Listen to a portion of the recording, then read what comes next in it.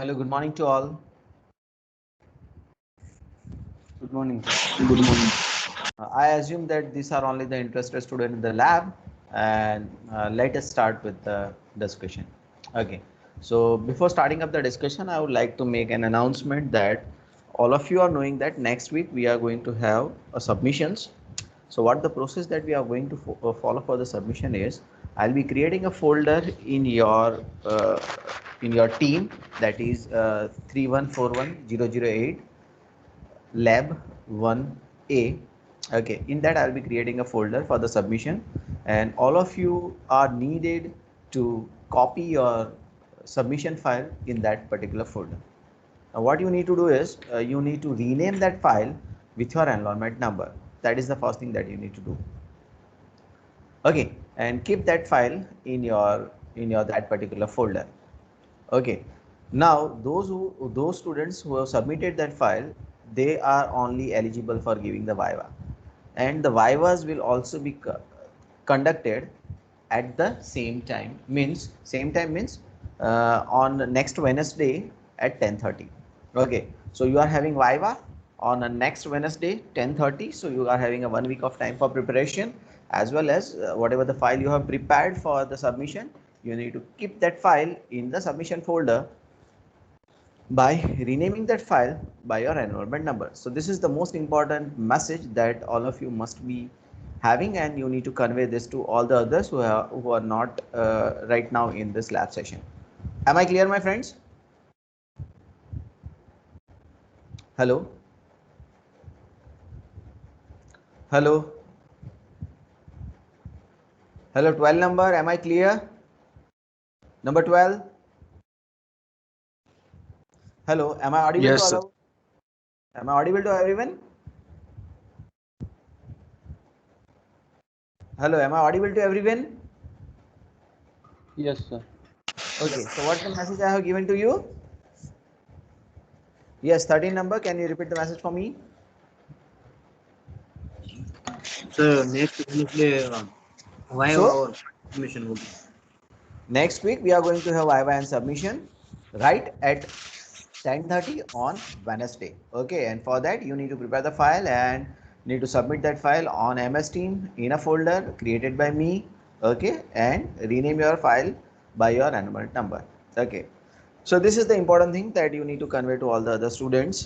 Okay, so let us start with the today's lab session. So in today's lab session we are going to do actually 3 tasks. Okay, we are going to do 3 tasks in this particular lab session. What are the 3 tasks? So the first 2 tasks are going to be done in an assembly language programming, and the third task we are going to do in the C language. Okay, so if I talk about the first 2 tasks, so in the first 2 tasks what we are going to do is we are going to see how we can access the memory. So I think in the previous lab session, I have talked about how we can access the RAM section of our AVR microcontroller. Do I have discussed that? Hello? 15 number. Have I discussed that thing in the last lab session, that how we can access our RAM?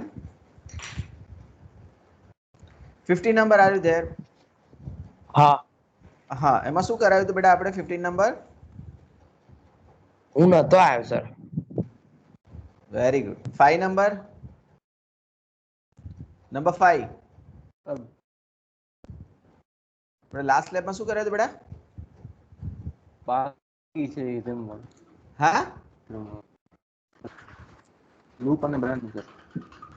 Okay, loop and branch instruction we have done, and in that we have added 2 array and we have stored the result in the third array. But what the memory section that we have access was the RAM section. Okay, so that is the thing that we have done in the last lab session, and we know that it is very easy to access the RAM as we are having 3 pointers X, Y, and Z. So in today's lab session, the first 2 activity is all about accessing your ROM and EEPROM. So the first activity that we are going to do is we are going to access our ROM section. Okay, now why we need to use the ROM? Okay, so the first thing is, we know that there are two type of memories. One we called it as a volatile memory, another we called it as a non-volatile memory. Okay, so can anyone tell me what do you mean by a volatile memory and what do you mean a non-volatile memory? Yes, 11 number. Do you have any idea related to what do you mean by volatile memory and non-volatile memory? Sir, volatile memory, I think, destroys itself, and non-volatile does not destroy itself. Okay. So on power off, the data which is being stored in the volatile memory will be erased and the data retains in the non-volatile memory. So we are having two non-volatile memory available in our AVR, that is ROM and EEPROM. Okay, so ROM is a non-volatile memory as well as the EEPROM is also non-volatile memory. And if I'll talk specifically about ATmega32, then in an ATmega32, we are having 32 kilobyte of a ROM section. Okay, so many of time what happens that whatever the program that we have written may not be having that much bigger size. Okay, so in that case, what happens is whatever the extra memory you are having, okay, let's say your code size is only 16K. Okay, so the next 16K memory of your flash is unused, means it is of no use, and we know that in recent world the cost of memory is very high, means we need to utilize our memory very effectively. Okay, so what I can do is I can store some of the data in the ROM section also. Okay, I can store some data in the ROM section, and as and when the data is required, I can access my ROM section with the lkm command that already we have discussed. Okay, so in today's lab session, what we will be trying to do is we will be trying to store the value in our ROM section. And why we are interested in storing it in a ROM section? Because we know that a ROM is a non-volatile memory, and we are having a larger value of ROM in our ATmega32. So what we can do is we can use some part of this memory to store the data. And what type of data we are interested in storing in the ROM?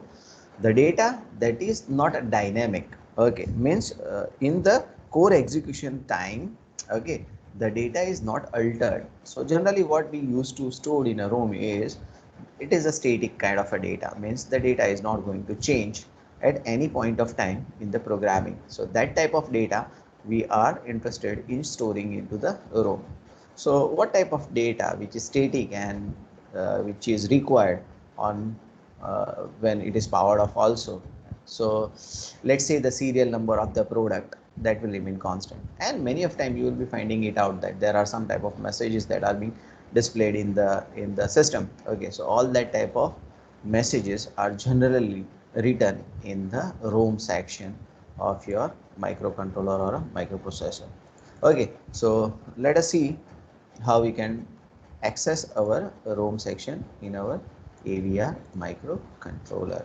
So we'll be talking about ATmega32, and the first program that we are going to do would be with the help of assembly language programming. We know that the microcontroller supports both the programming language, assembly language as well as the C language. But first of all, we will be trying to see the assembly language programming, and then we would be seeing the C language programming also.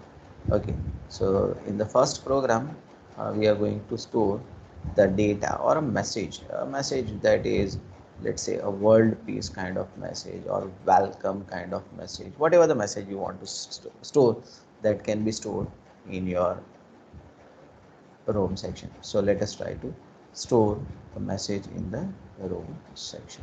Okay, you can also store the lookup table kind of things in your ROM. Okay, means I think lookup table means if you want to evaluate an expression, generally we used to find out the lookup table, or many of time if we want to find it out the condition, let's say that 4 students are present in the lab, what I need to do, so that particular type of activity can be stored in your ROM section. Okay, so yeah, that are not going to change. Okay, so I'll be demonstrating that how you can use your ROM by writing a message into the ROM section.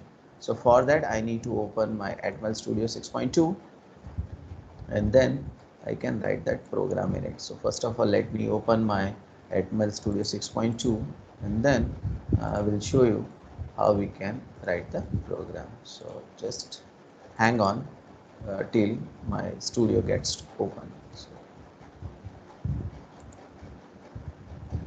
I hope I am clear what I'm going to do in the today's lab session and what other things we are going to cover. Yes? Am I clear, my friends?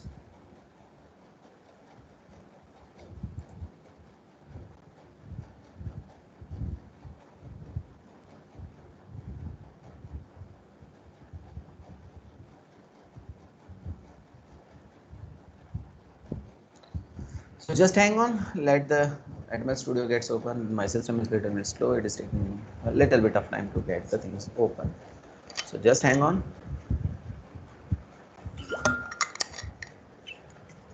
I'll be sharing my screen as soon as my studio gets open. Just a minute.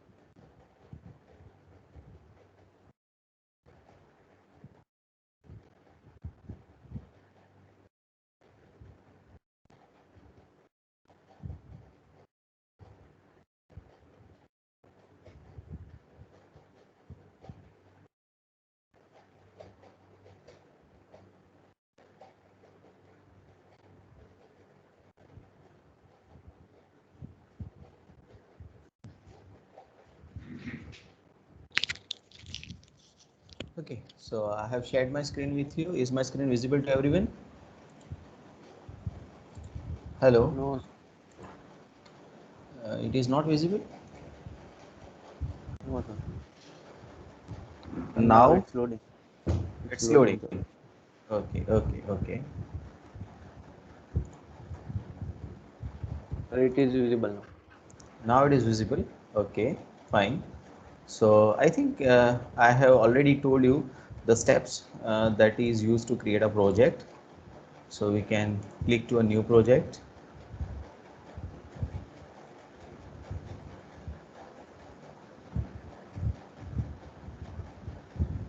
In that we are going to do assembly language programming, and I can give this program as a name Rome.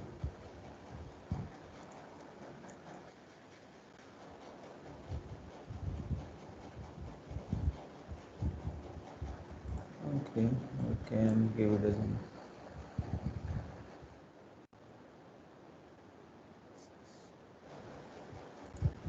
okay. So now it will ask me to select the microcontroller.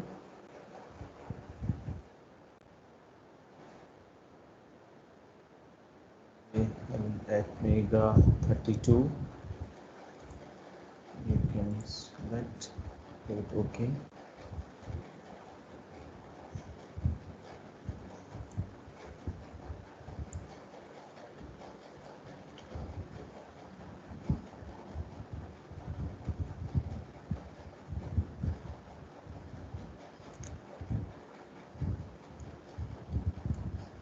Okay, so I can write my program over here. I don't require these things. I'll be deleting it.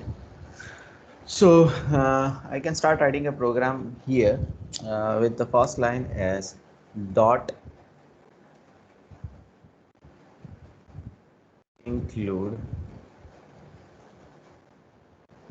M32 DEF dot INC.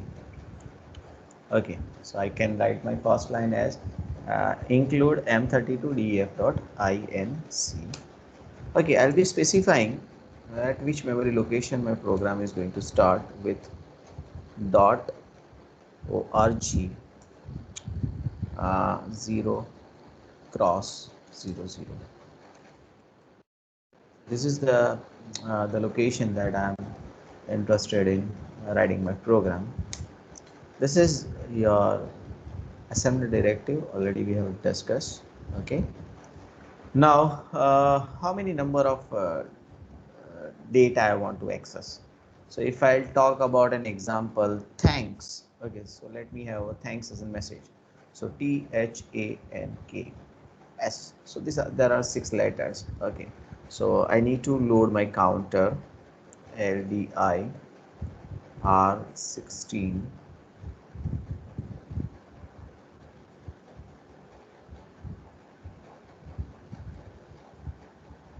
R16 comma 6 0 cross 06. Okay, there are 6 messages only.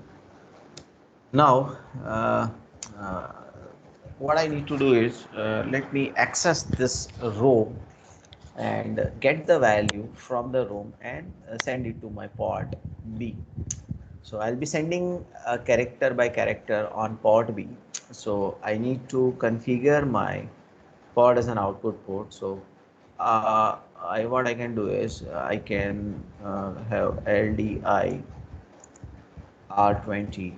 You can select any register. I'm selecting R20 0 0 cross FF. Okay, so sending that to my DDRB register. Okay, so DDRB R20.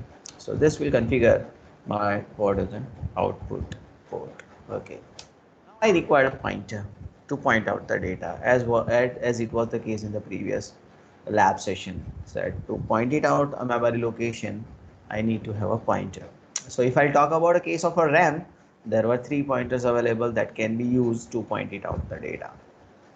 But if I talk about my uh, room, there is only one pointer, and that is the pointer edge. Okay, so I need to load my ZH. Okay, so I'll be loading ZH by high byte of my data that is shifted with 1. So I need to shift that to by one location, and I'll be talking why we need to do that. LDI ZL low of data shifted by 1. Okay, I'll be shifting the data by 1. Now why I need to do this thing, because if I'll investigate that how we can access the ROM of my AVR microcontroller, then we need to understand how the ROM is organized. So already we have discussed that ROM is organized in such a way that each memory location can hold 2 byte of data. Okay, one is lower byte of data and another is higher byte of a data. Okay, so there are two byte can be stored at a single memory location of your ROM. Okay, so if I am pointing that particular location with help of Z, then I need to know that whether I want to access the lower byte or an higher byte data. Okay, so if I want to access a lower byte of data, my LSB must be equals to 0, and if I want to access the higher byte of a data, then my LSB is equals to 1. So the LSB of your Z pointer. So if the Z pointer LSB is 0, the lower byte of data would be accessed, and if the value of LSB is equals to 1, the higher byte. So that is why the only upper 15 bits of your 16-bit register is used for pointing out. and the last bit we used to point it out whether the higher byte or a lower byte, and that is why we need to have shift by 1. Okay, then I will load the value in my, let's say, R20 register pointed out by my Z. Okay, then I can get my uh, it's not LMP, it's LPM. Okay, then I can send it to my port B register R20. Okay, then I can increment my ZL. So if ZL is equals to 0, then if I increment it, it will become 1. The LSB of your ZL will become 1. So the same memory location, the higher byte would be access. Okay, so it's INC ZL. Then I will decrement my decrement is DEC. I decrement my R16 register, whether how many number of values I need to access.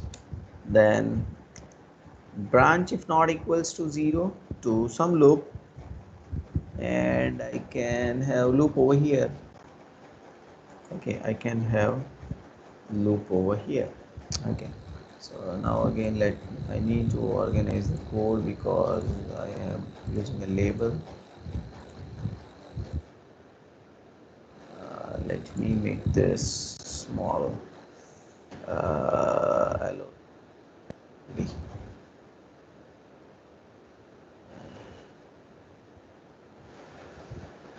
Then once the thing is completed, I can have here RJMP here to stop the program. Okay, so now I need to load the value in my ROM. So how I can load the value. So the memory writing of the ROM over here, the program demonstrate that how you can access the memory, means how you can read from the memory, but how you can write into the memory of your ROM. So that can be done at the time of programming. So that means writing of a ROM must be a part of your program. So how you can write the ROM? So I can have .org, okay, .org 0 cross 500. Let me have that. So that is the location at which I am going to write out the data, and at that I am going to have data and data with .db. Already we have discussed what is .db, and in double quote I'll be having a message thanks. Okay, so this is all how you can write a data into your flash or a ROM, and this is how you can read back the data from the memory. So let us try to execute this code, try to simulate this code. So first of all I need to build the solution.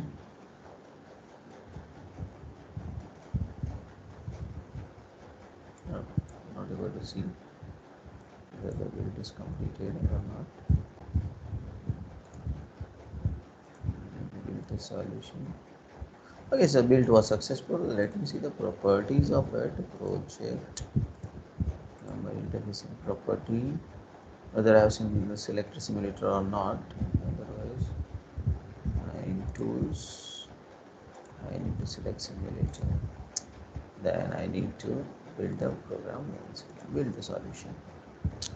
Okay, so you can see that the message which is coming is build successful. I'm not having any kind of an error.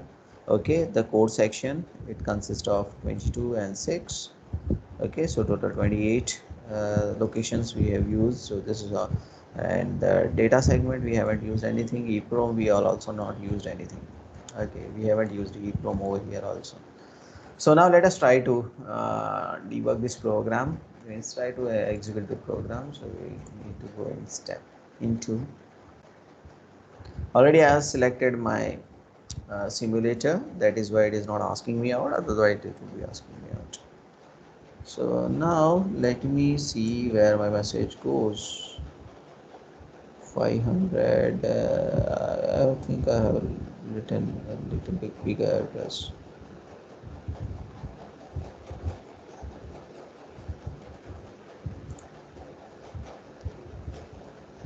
Let me write my small address. Let me have an address as 0 cross 013. Stop debugging. And 0 cross 0. Okay. Again build the solution. Again go in debug. And now you can see over here the data is being stored. Are you able to see the message? Here you will be finding out an ASCII values. So the same value is being written over here. So you have written thanks in your room. Am I clear, my friends? Hello. You can find that message has been written over here. Whatever the value you write, the same thing would be written in a flash. So this is a program flash. So in program flash at this memory location, okay, you are able to see the message which is being written. So now if I want to access this message, okay, I have used my port B. So I'll be looking into this port B, whether the message is coming back into my port B or not.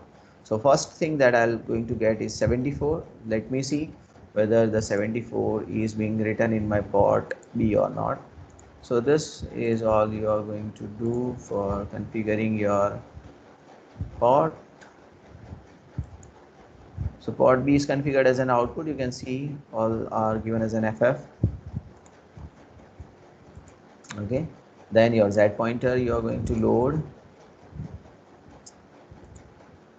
Then you will get the first value in your R20, and then you will send it to your port B. So now you can see that this 74, which is the ASCII value for T, you have got it at your port B, that is 74. And same way if you go on executing the whole code, one by one the data would be accessed. So let us try to complete this first.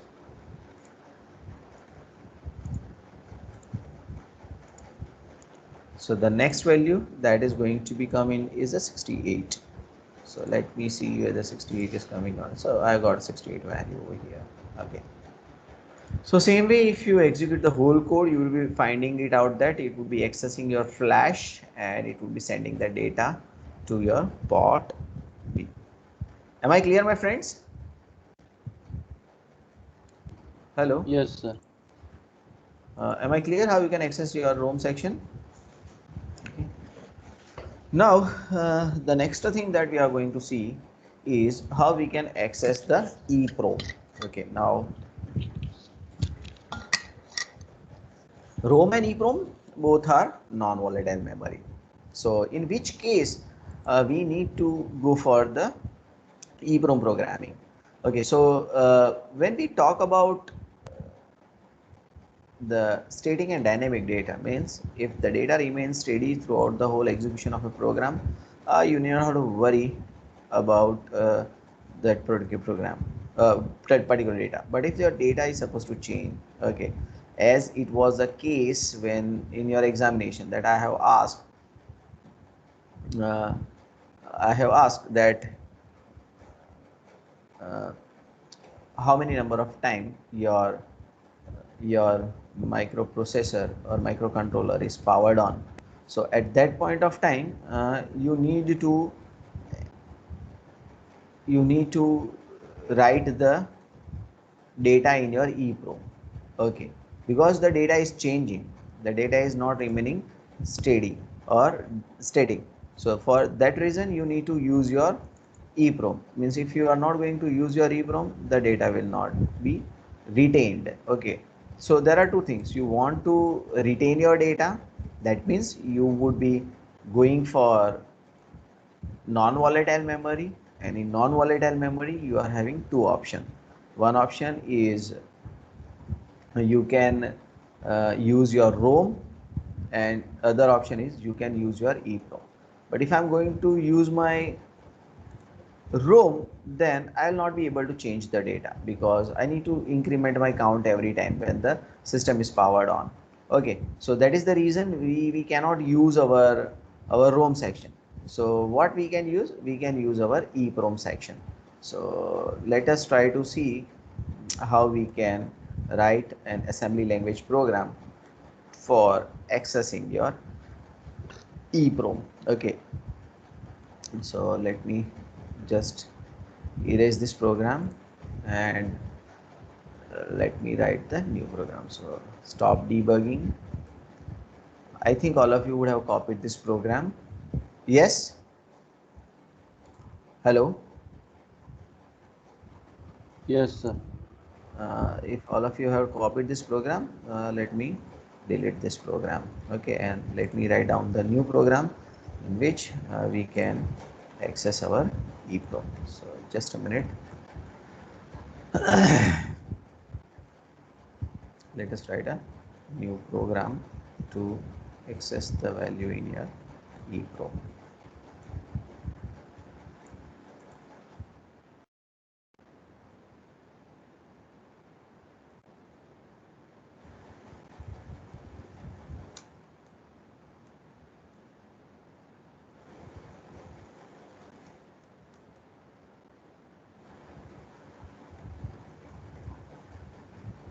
So in this program, what we are going to do is we are going to write any value in an EEPROM, and same way you can read the value from the EEPROM also. Okay, so in this program, what we are going to do is we are going to write any letter. Let's say the letter that I want to write is G. Okay, so I'll be writing letter G, or you can write anything. Okay, in your EEPROM. So yeah, the first line of the program will remain same because I need to have include m32ef.inc. Okay, now whenever you are accessing your EEPROM, first of all you need to check it out your EEWE bit. Okay, so if the value of EEWE bit is equals to 1, you will not be able to read or write the EEPROM. Now, the status of EEW says you whether the previous read-write operation of the EEPROM is completed or not. Okay, so you need to wait until the previous read or write operation is completed. I think all of you know this thing because all of you have written the code for EEPROM in your mid-sem examination. Yes? Hello, 15 number? Hello, number 15? Hello, 15? Hello, am I audible to you? 5 number? Yes, Hello, sir. number. You audible. That means 15 is not present in this lab. So let me remove him from this. ના sir હું છું તો બોલતો કેમ નથી? બોલતો તો પણ ખબર નહીં કેમ હા, આપણે EEPROM વાળો પ્રોગ્રામ તો લખ્યો છે ને મિડ સેમ એક્ઝામિનેશનના પેપરમાં. હા, તો એની અંદર આપણે EEW bit કેમ ચેક કરીએ છે? Why we are checking EEW bit? અત્યારે તો ખબર નહીં સર એ વખતે કોપી કરી લીધું તો યાદ હતું હે ને? I would like to inform all of you that 90% of the 90% of the student has written that code which is absolutely incorrect. You have gone on copying it from somewhere and you are not knowing that for which purpose that code was. I'm extremely sorry to say you that બધાએ copy કરી છે પણ બધાનો ખોટો answer છે અને એક જ સરખો ખોટો answer means you have copied it from somewhere. Okay, so first of all we need to wait until your EWBT equals to DEWBT equals to 0. Okay, so I need to check it out that SBIC. I need to skip the next instruction if the EER register which is containing EEWE bit. Okay, so in EECR register, if EEWE bit is equals to 0, I'll be skipping the next instruction. So which is the next instruction? It is RJMP is my next instruction. Okay, which is forcing me to wait. So this is the first line whenever you are accessing your EEPROM, means you need to check whether the previous operation is being completed or not. Okay, then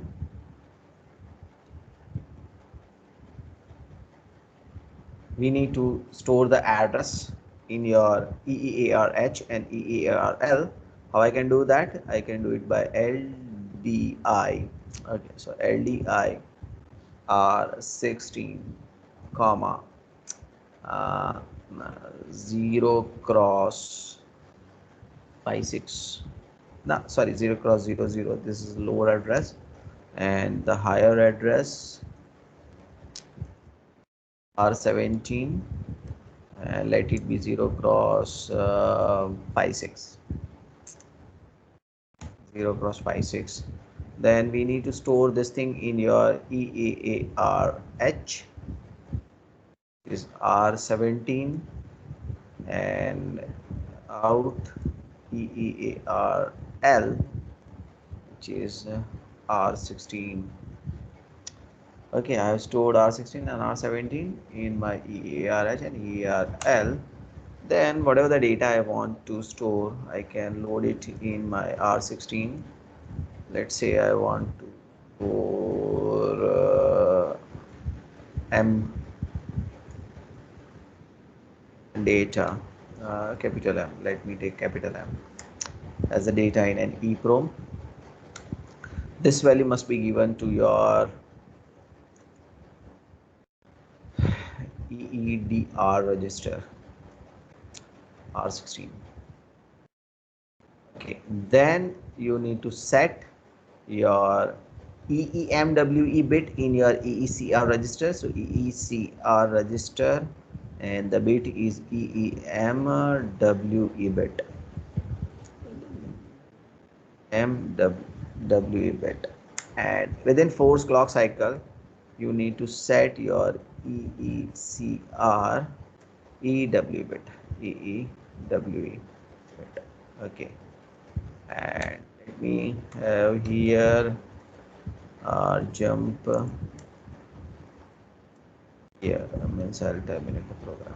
Okay, so this small piece of code can write a value in an EEPROM, and if you want to do the reading operation, you need to just enable your EERE bit and then check the value in your EEDR register. That is very simple. Okay, so that you can do it by yourself, but let me show you how we can write it. So I need to build the solution. Solution build is successful. Let me go to debug, and in that let me in memory section, let me go to EEPROM.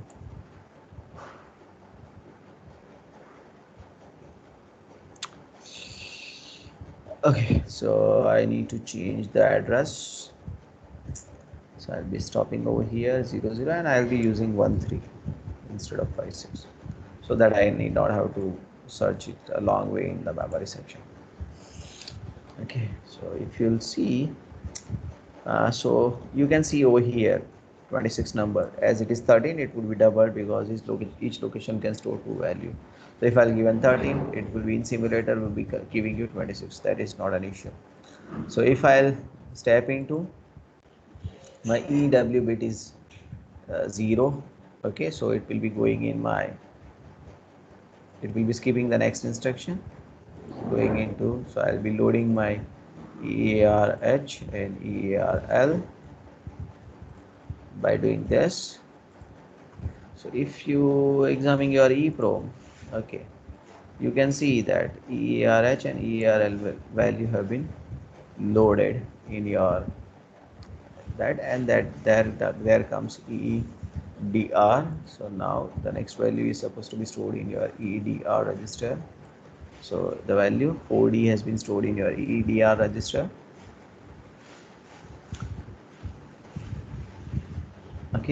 Then I have made a mistake. No, no, no, no. It's okay. Now it will set my EMWE bit. It will set my EWE bit, and at next line means next machine cycle, you can see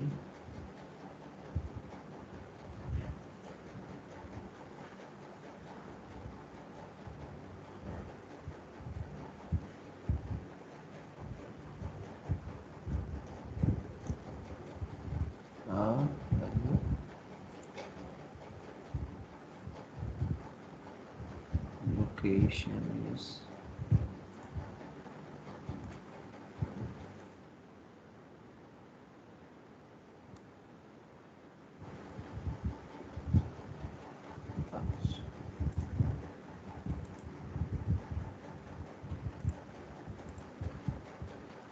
just a minute, let me show you.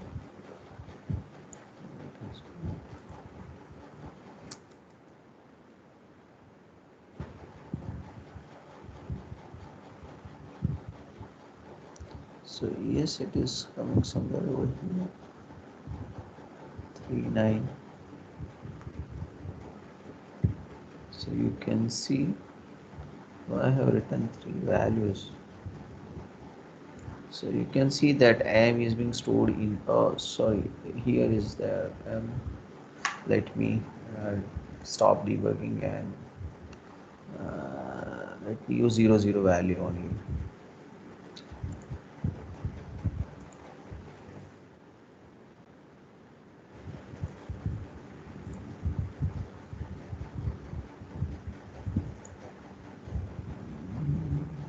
Step into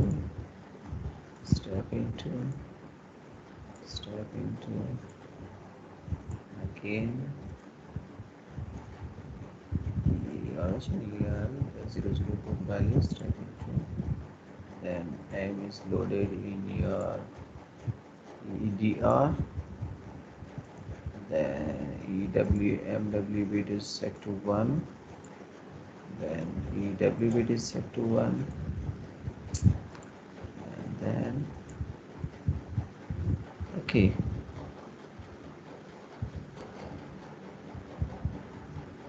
So you can see that the value M is being returned over here.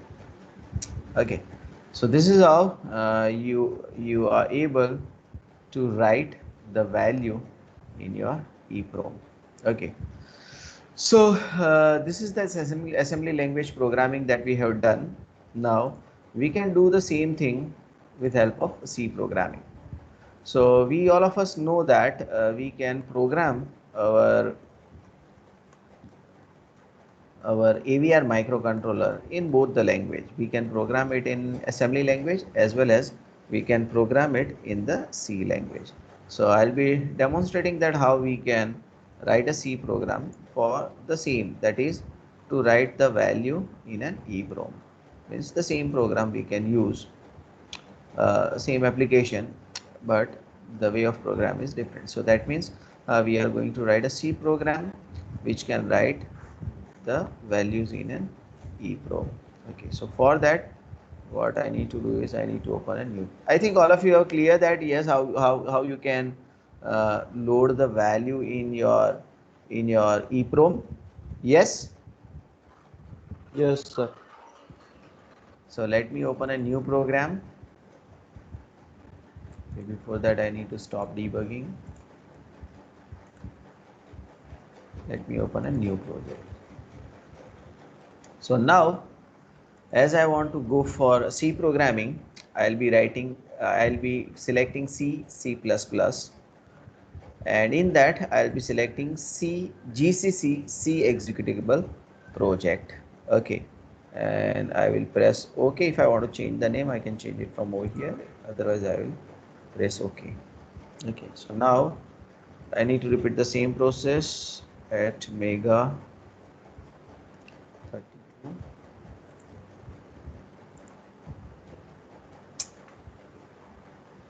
So let the project get open.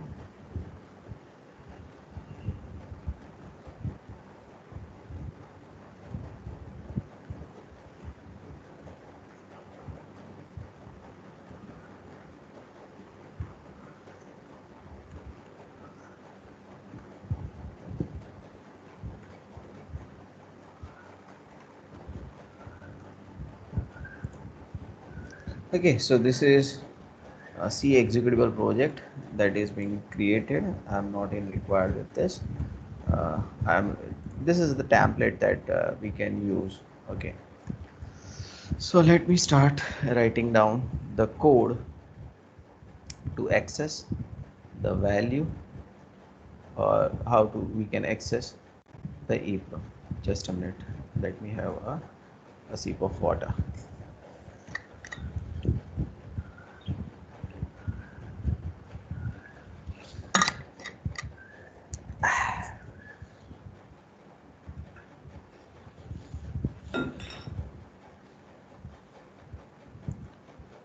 So now uh,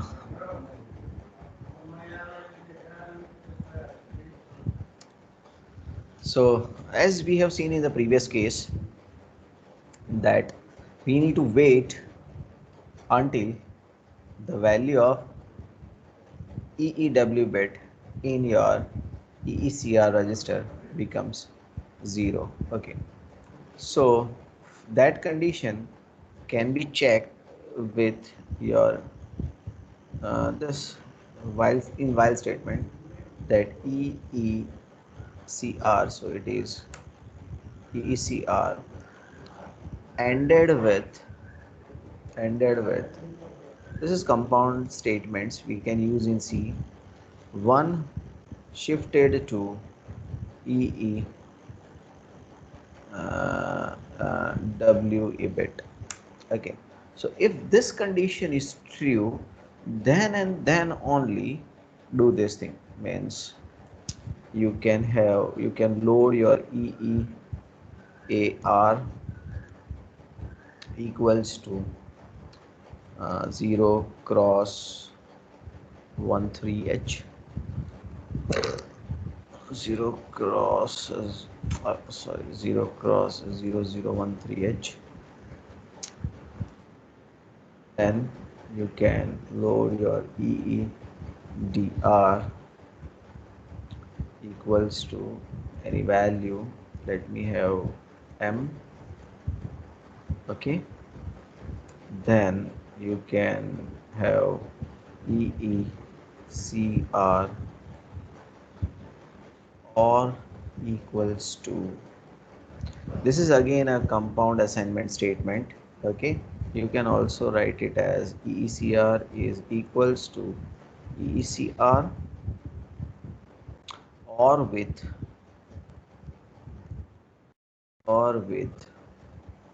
one shifted to EE and WE bit. Okay, so you are going to make your EMW bit equals to 1. Then same line, means within 4 clock cycles, you can make your EW bit equals to 1. Okay, then you can return 0. So this is a simple piece of code which can write a data in your EEPROM. So let us try to execute this code, build the solution.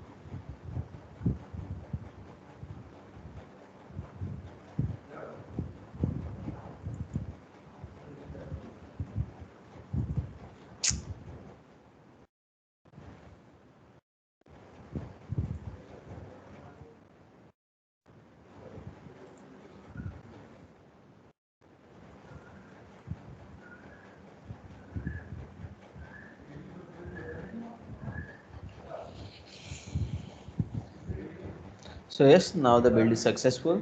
Okay, then you can go in debug. Again, we are going to do the same thing. I need to select my option of simulator.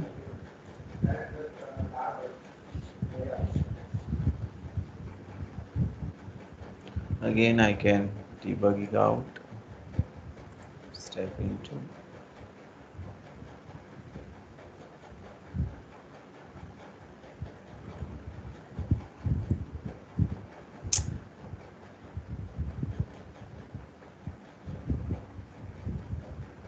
Just a minute.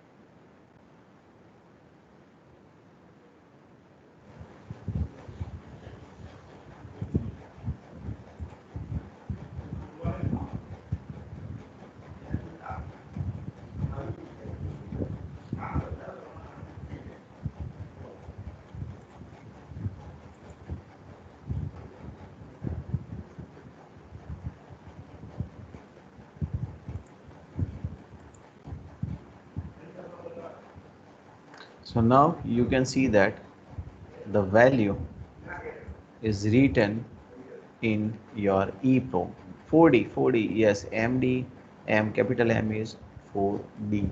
That is only the thing. So 4D you can find it out at the lower byte of your location 13. Okay, because I have used 13, so the lower byte would be written with 13.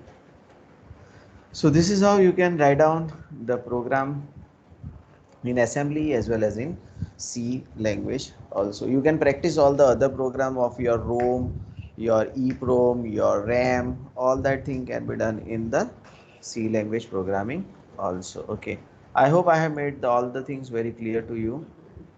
If you are having any kind of doubt, you can ask me. Hello, any doubt, my friends? No, sir. Huh? No, sir. Okay, fine. Thank you. See you in the next lab session for your submission and Viva. Next Wednesday, we are having submission and Viva. So please do remember that thing, and please also inform the others about the same, those who are not present in this lab session. Thank you everyone.